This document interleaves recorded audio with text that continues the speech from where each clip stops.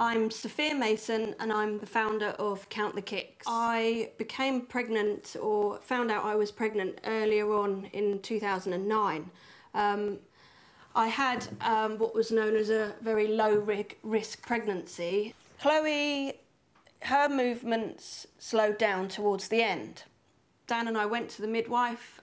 She did all the checks and everything, as she would always do. I remember her saying, everything okay with movements? And I remember saying, actually, her movements have slowed down. But I then went on straight away and said, oh, but I've heard it's because there's less space. And I've heard through different things I've read that it might be because she's getting ready for birth. And my midwife, instead of saying, go straight to the hospital, she reassured me and said, it could be the case. If you're ever worried, make sure you ring up the hospital. But obviously we left that appointment with that in our minds. Well, if she wasn't worried, then why should we be worried? That week progressed, the movements got less and less and less. I knew the routine, and literally from about 20 weeks, every single night at 4 o'clock in the morning, I would be kicked to smithereens and I would be up walking around, and it was like this baby did a little dance at 4 o'clock every single night. It got to 4:30 and there was nothing. And I do distinctly remember rubbing my tummy and feeling a lump, which I think was probably an arm or a leg, and I literally moved that myself. And normally, if I did that, it would snatch away and there'd be movement. And I think that was the point I knew I'd lost my baby. I was just willing to feel something, just please move, just a little movement. But I knew. And I remember we stopped outside the hospital. I think, no, first she got a Doppler out at her, and she was holding it, and she was put the jelly on my tummy, and she said the thing that they always say when they look for a heartbeat, and she'll say, you know, we often don't find it straight away, so don't worry if I don't get it within the first, you know, it might take me 30 seconds or so to find it, so don't worry. And she was hunting round, and I remember 2 minutes later she's still going, and that's the point where all eye contact stopped with me.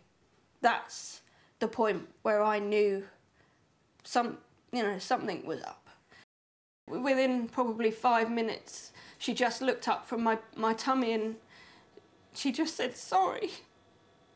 And I didn't cry because I knew poor Dan, Dan didn't know what to do, and he was just saying, sorry about what are you sorry about? And she said, your baby's died. Or I think I said, our baby's died, and he said, no, it hasn't. And it was me comforting him, and I just kept saying, I'm sorry. Obviously went into the general anaesthetic, and the next thing I knew, I was being woken up. I remember coming round from the anaesthetic, and Dan was there stroking my arm, and he said, we've got our little girl, Soph.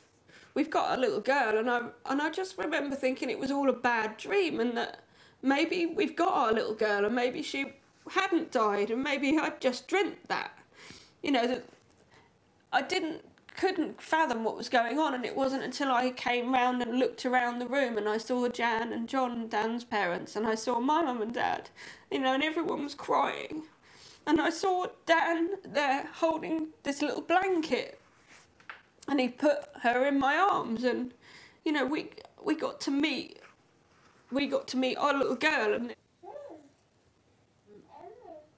all they could say to me at the time was that when they delivered her, the cord was wrapped around her neck twice. But quite rightly so, I questioned that and said, but babies are born every day with the cord around their necks. So why did my baby die? And they said, we don't know, and we'll never be sure. We didn't realise that what we would have to do was decide what colour coffin we were going to have. Was she going to have pink lining to her coffin or white lining to her coffin? Were we going to cremate our baby, or were we going to bury our baby? Where were we going to bury our baby? That was how our days evolved. it was all about planning how to say goodbye to our baby that we never got the opportunity to say hello to. Chloe was buried at our local church on the 10th of December. Just before Chloe's first birthday, we found out that we were expecting. I'll never ever forget the feeling of having George, ever. He really does make it all worthwhile. And I now know that if it wasn't for everything that I learnt through setting up the charity, the likelihood is I wouldn't have George here. They did tell me the day after I had him that my placenta was failing, and because of this, they could pretty much guarantee that that's likely to have been why Chloe died. So going through that second pregnancy and having that happen gave us all the answers that we needed. And I feel like George's arrival has filled so many questions. You know, I always questioned with the charity, was I doing the right thing? You know, was I empowering people? Was this correct? Well, George is the proof.